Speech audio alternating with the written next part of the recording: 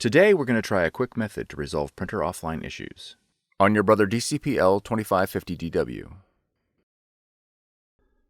Generic drivers can be a common cause of wireless issues with your Brother printer.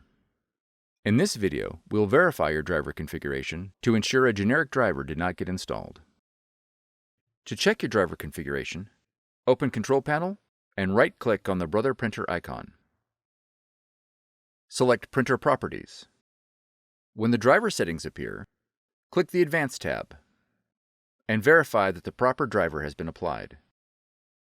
The proper driver will contain your model number in the name. If your Brother machine is configured with a different driver, select the Brother driver from the drop-down menu and click Apply. If the Brother driver for your model is not listed, you'll need to reinstall the Brother software, which you can download from brother-usa.com. For more tutorials, FAQs, and videos, visit us at www.brother-usa.com. If you found this video helpful, be sure to subscribe. Thank you for choosing Brother.